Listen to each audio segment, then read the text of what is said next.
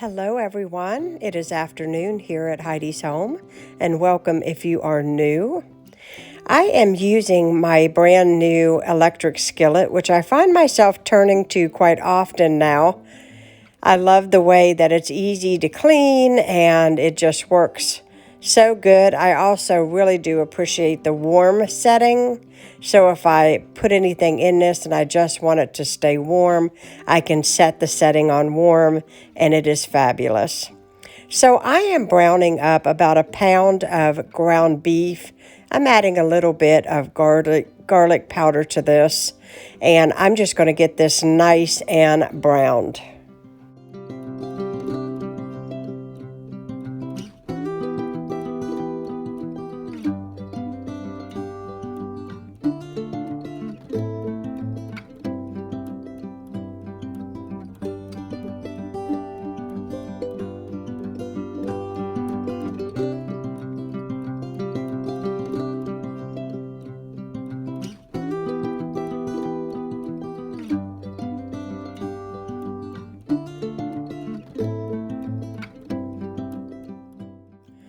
Now I'm going to finish chopping up my huge head of cabbage, and I'm laying it inside a 9x13 that I have sprayed generously with some non-stick cooking spray.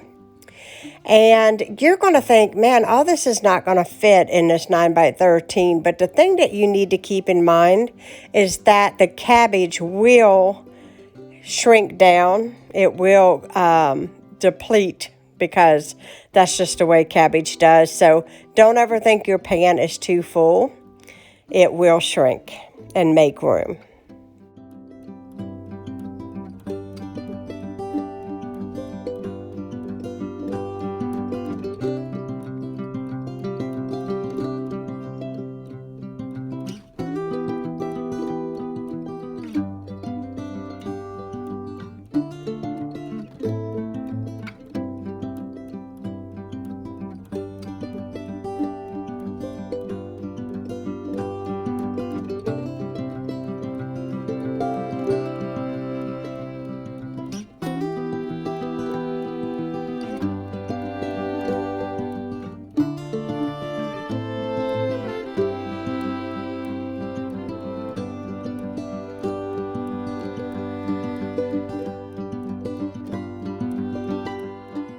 Now to my ground beef mixture, I'm going to add in a low sodium taco seasoning.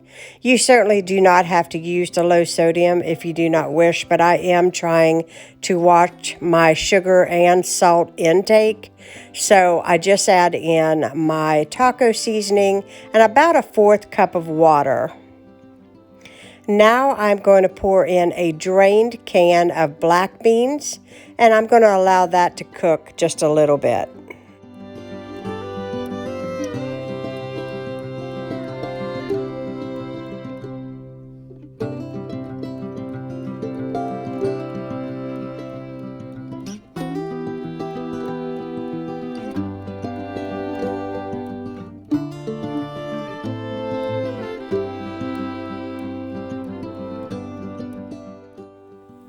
Layering on top of the chopped cabbage, the meat and bean mixture, and then we will pour on top about a cup of my favorite salsa that comes from Aldi. Now, if you like, your Mexican food to be even spicier than what I'm doing, you can add jalapenos to this, different kinds of beans. You can make this, honestly, your own. You can even change up the cheese that you will eventually see in this video that I'm going to be adding to the top. But this is pretty much the basic way that I make my Mexican cabbage casserole.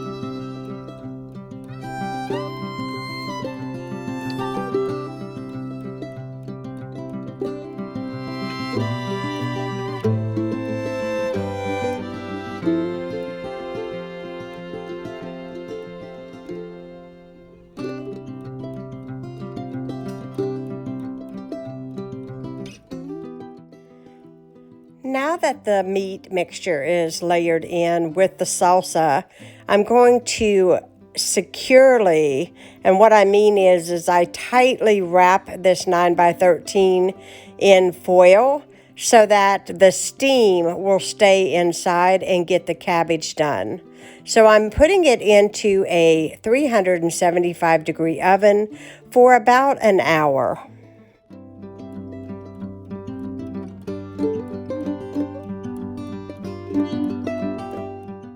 Here I am testing the cabbage, and it's only been about 45 minutes, but I can tell that it needs about 15 to 20 more minutes, and it'll be done.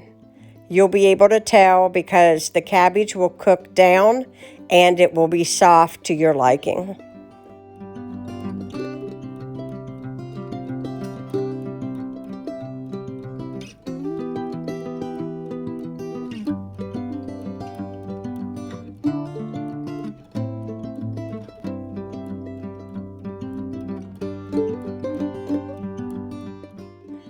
Time to uncover the casserole and basically just put on your best cheese. And I'm just using a mild cheddar cheese that came from Walmart.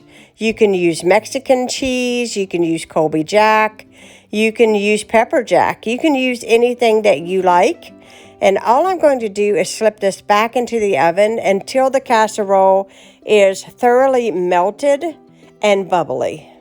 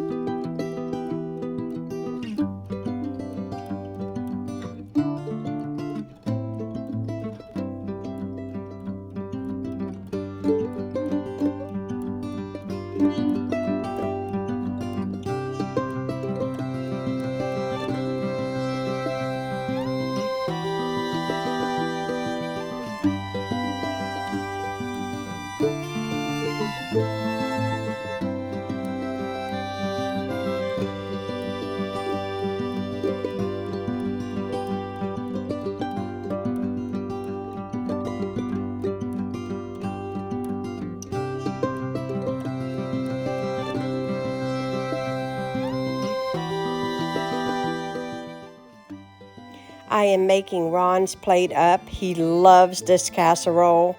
And I top it with just a little bit of sour cream, and it is delicious. I have a very full week this week, so I'm going to bake a whole chicken. I'm drizzling it with a little bit of olive oil, and then I'm going to put on some garlic and some rosemary and slip it into the oven. And I am going to allow this to get done in a 350-degree oven for about 2 hours.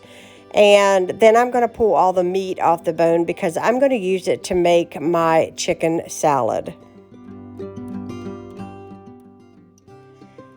Because I went to Aldi this week and to Walmart, I bought some seasonings because it's time to fill a couple things that I have ran out in my spices.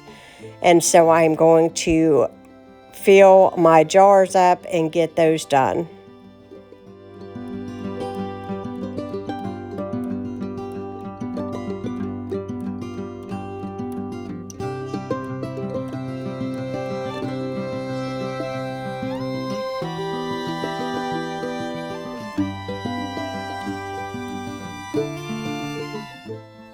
Time to wash up the dishes from supper, and I will put these away when the chicken is finished.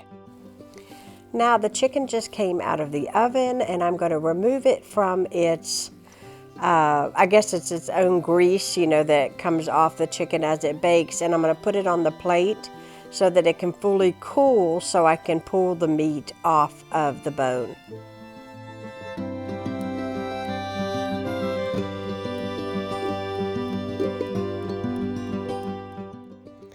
Well, as I call it a night, I got my chicken salad all made. That's what's in my Pioneer Woman bowl there in my fridge. I also did a good bit of meal prep. I hope you guys enjoyed this video.